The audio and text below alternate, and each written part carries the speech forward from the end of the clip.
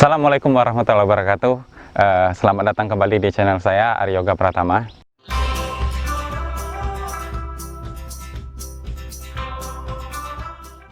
Nah, teman-teman, apakah teman-teman menyadari bahwasanya serangga-serangga yang ada di sekitar lingkungan tempat tinggal teman-teman sekarang itu sudah jarang terlihat kembali?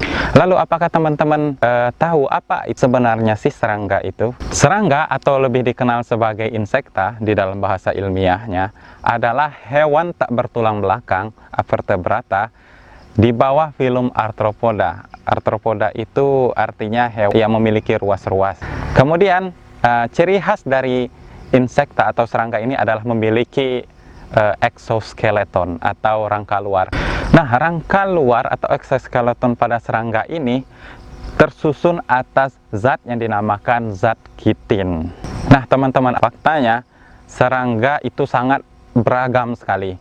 Bahkan saat ini telah diketahui lebih dari 1 juta jenis serangga telah ditemukan. Dari jenis-jenis serangga yang sangat banyak itu tadi, lalu apa sebenarnya fungsi dan peran serangga itu yang ada di lingkungan sekitar kita, terutama bagi ekosistem yang ada di bumi? Sebagian tanaman yang ada di bumi itu dibantu penyerbukannya oleh serangga. Penyerbukan oleh serangga ini disebut dengan entomogami. Penyerbukan yang dibantu dengan serangga. Ketika tanaman dibantu penyerbukannya, bunga-bunga yang terbantu itu otomatis akan membentuk buah. Nah, buah ini mengandung biji yang akan menjadi calon generasi baru bagi tumbuhan-tumbuhan tersebut. Nah, biji-biji yang bertebaran itu akan membentuk tanaman-tanaman baru, sehingga tanpa kita sadari tumbuhan-tumbuhan itu tumbuh dengan sendirinya. Selain perannya di dalam membantu proses penyerbukan pada tanaman, serangga juga sangat berperan penting dalam melakukan pembusukan dan penguraian. Serangga juga memiliki peran yang sangat penting dengan produk yang dihasilkannya. Kita sudah tentu kenal dengan produk yang paling berkualitas yang dihasilkan oleh lebah, yaitu madu. Serangga juga memiliki peran yang secara tidak langsung sangat penting di dalam keseimbangan ekosistem, karena serangga adalah salah satu bagian terpenting di dalam rantai makanan. Jika serangga dilepas dari rantai makanan tersebut akan menjadi tidak stabil lagi. Misal, jika serangga belalang kita ambil misalnya di dalam rantai makanan, otomatis hewan-hewan yang memakan belalang itu akan mengalami penurunan juga, karena makanan yang dimakan itu sudah tidak ada lagi. Itu contoh ketika rantai makanan sudah tidak stabil lagi. Nah, di sanalah serangga sangat penting di dalam menjaga keseimbangan rantai makanan. Nah, teman-teman, ironinya dari banyak perannya serangga ini di bumi, ternyata serangga sekarang telah mengalami banyak penurunan populasi di dunia. Menurut Dr. Francisco Sanchez Bayo di dalam jurnalnya Worldwide Decline of Entomofauna, A Review of Its Drivers, Dr. Francisco Sanchez Bayo ini melakukan studi terhadap 73 riset yang berasal dari Eropa Barat dan Amerika. Nah, dari 73 riset ini ditemukan bahwasanya 75% terjadi penurunan populasi serangga di dalam 27 tahun terakhir di Jerman. Kemudian di Puerto Rico itu mengalami 78-79% mengalami penurunan populasi selama 36 tahun belakang. Nah, di sini kita bisa lihat ternyata penurunan populasi itu sangat dramatis sekali, hingga 2,5% per tahun. Dari penurunan yang sangat dramatis ini, Dr. Sanchez Francisco Bayo mengklaim bahwasanya jika ini terus berlangsung, bahkan 40% dari jenis serangga itu bisa mengalami kepunahan dalam 10 tahun ke depan. Di Indonesia sendiri, menurut Dr. Junianti Peggy, peneliti Laboratorium Entomologi di LIPI, isu penurunan populasi serangga ini memang benar terjadi. Penurunan populasi serangga ini terjadi akibat alih fungsi lahan, penggunaan pestisida, bisa jadi juga terjadi karena ada faktor biologis seperti patogen dan spesies invasif yang datang dan mengganggu spesies yang asli di lingkungannya. Dr. Junianti Peggy juga menyatakan, jika penurunan serangga ini terus terjadi, maka akan mengalami kiamat serangga. Nah, kiamat serangga ini adalah kepunahan besar-besaran yang terjadi pada serangga-serangga itu. Beliau juga mengatakan, serangga memang tanpa manusia akan baik-baik saja, tetapi kalau manusia tanpa serangga, manusia sendiri yang akan ikut serta mengalami kepunahannya. Kita akan tarik kembali benang merahnya ke peran serangga di penyerbukan itu tadi ya. Jika serangga tidak membantu penyerbukan, otomatis banyak sekali tumbuhan yang tidak ikut berkembang dan membentuk generasi baru. Nah, tumbuhan itu menghasilkan oksigen.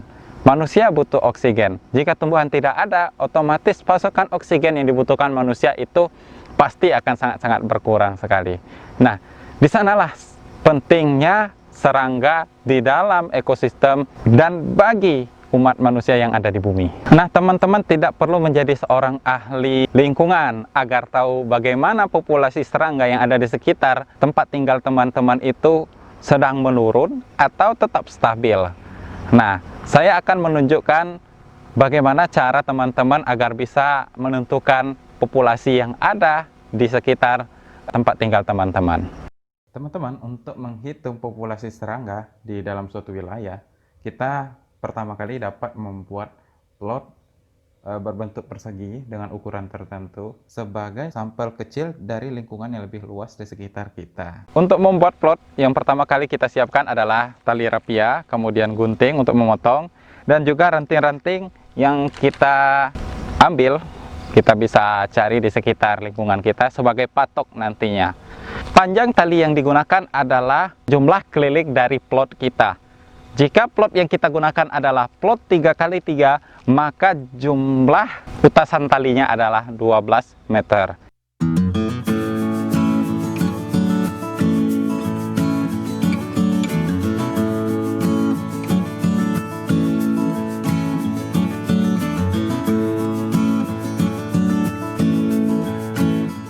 Nah, teman-teman, tali rapianya sudah saya bagi sepanjang 12 meter. Nah, selanjutnya kita akan mencari patok untuk patok di setiap 4 titik plot nantinya.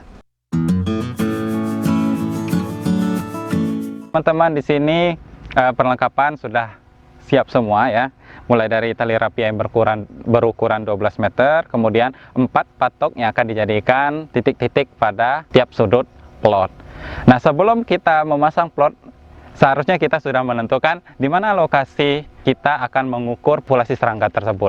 Nah, di sini saya sudah menyiapkan lokasi yang menurut saya itu sudah cukup baik untuk menentukan populasi serangga di dalamnya. Penasaran di mana? Ayo ikuti saya.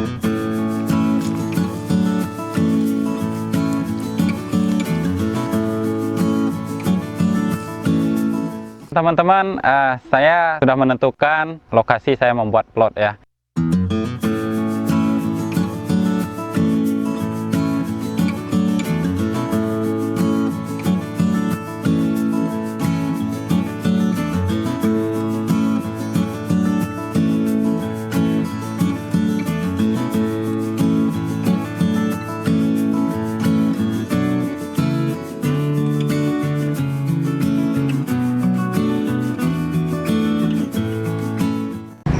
Nah, teman-teman, di dalam plot ini untuk mengukur kepadatan populasinya, kita tinggal mengecek jumlah serangga-serangga yang ada di dalam plot ini.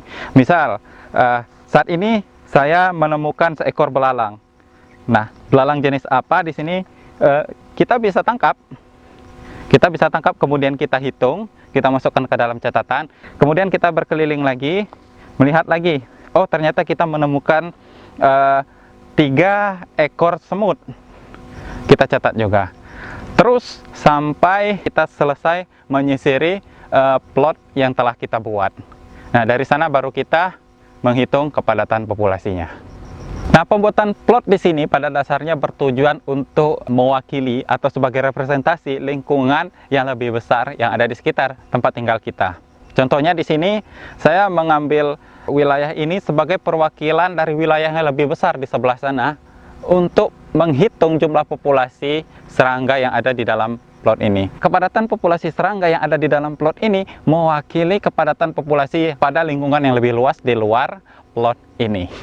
Nah, itulah tujuan daripada pembuatan plot, agar kita bisa memberikan batasan dalam mengukur populasi yang ada di dalam suatu lingkungan.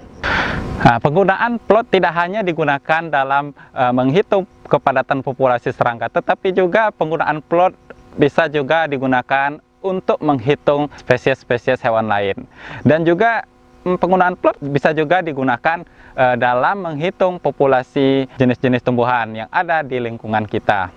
Nah, selain itu juga penggunaan plot bisa digunakan dalam menghitung komponen biotik dan abiotik dalam suatu ekosistem. Setelah teman-teman membuat plot, teman-teman bisa menghitung kepadatan populasi serangga yang ada di dalam plot tersebut. Dengan menggunakan rumus kepadatan populasi sama dengan jumlah spesies dibagi dengan luas wilayah, maka teman-teman bisa menghitung jumlah kepadatan populasi serangga yang ada di dalam wilayah tersebut. Misal, teman-teman tadinya telah menemukan 4 ekor belalang di dalam plot tersebut. Nah, 4 ekor belalang tersebut kita bagi dengan luas plot yang telah kita buat. Misal, plot yang sudah dibuat tadi 3 kali 3, artinya luas wilayahnya adalah 9 meter persegi. Maka 4 ekor belalang tersebut kita bagi dengan 9 meter persegi. Maka hasilnya adalah 0,44. Nah, teman-teman juga bisa menggunakan jenis serangga lain seperti capung yang teman-teman temui, semut, dan juga lebah jika memungkinkan ditemui di plot yang sudah teman-teman buat. Nah, teman-teman juga bisa menghitung kepadatan populasi dengan rumus yang sama terhadap 3 jenis serangga tersebut. Nah, nilai kepadatan populasi yang sudah teman-teman dapat itu berbanding lurus dengan jumlah populasi yang ada di dalam plot tersebut. Jika nilai kepadatan populasi yang teman-teman sudah dapatkan itu tinggi, maka jumlah populasi serangga yang di dalam plot tersebut juga ikut tinggi. Namun, jika nilai kepadatan populasi yang teman-teman dapatkan itu rendah, maka kepadatan populasi serangga yang ada di dalam plot yang sudah teman-teman buat itu juga ikut rendah. Teman-teman juga bisa menghitung angka penurunan atau angka peningkatan jumlah populasi serangga yang ada di dalam plot yang teman-teman sudah buat. Dengan membandingkan nilai kepadatan populasi pada setiap pengukuran yang telah teman-teman buat, teman-teman bisa membuatkan grafik atau kurva pergerakan jumlah populasi dari titik awal sampai titik akhir teman-teman melakukan pengukuran. Nah, dari sini teman-teman bisa menyimpulkan bahwasanya jumlah populasi serangga yang ada di plot teman-teman buat itu apakah terjadi penurunan, peningkatan, atau juga populasi serangga yang ada di plot yang teman-teman buat itu dalam keadaan stabil. Lalu apa yang harus kita lakukan dalam upaya mencegah penurunan populasi serangga baik yang ada di sekitar lingkungan kita atau di Indonesia secara umumnya? Upaya nyata yang bisa kita lakukan adalah dengan menstop penggunaan alih fungsi lahan yang berlebihan, kemudian kita mengurangi penggunaan pestisida khususnya insektisida yang berbahaya bagi serangga-serangga. Ada lagi langkah besar yang bisa kita lakukan dengan reboisasi hutan gundul yang bisa menyediakan habitat-habitat baru bagi serangga-serangga. Dan juga kita bisa melakukan langkah kecil yang juga berdampak besar bagi kelangsungan hidup serangga. Misalnya, jika teman-teman memiliki lahan kosong di sekitar rumah teman-teman bisa menanam tanaman-tanaman hias atau tanaman-tanaman bunga yang sesungguhnya sangat berdampak besar terhadap kehidupan serangga. Nah, dengan menanam tanaman-tanaman hias tersebut, teman-teman telah menyediakan habitat baru bagi serangga. Kemudian teman-teman juga menyediakan, bisa dibilang, bahan makanan bagi serangga-serangga tersebut. Nah, dengan melakukan upaya-upaya tersebut, kita sebagai manusia pada dasarnya telah berperan penting menjaga stabilitas ekosistem yang ada di bumi. Khususnya, kita telah melindungi serangga daripada ancaman-ancaman kepunahan yang akan melanda mereka di masa depan. Nah, jika teman-teman suka dengan informasi pada video ini, silakan klik tombol like, jangan lupa di-share, dan jangan lupa juga klik tombol subscribe agar tidak ketinggalan informasi-informasi menarik pada video-video selanjutnya. Saya Aryoga Pratama, sampai jumpa. Wassalamualaikum warahmatullahi wabarakatuh.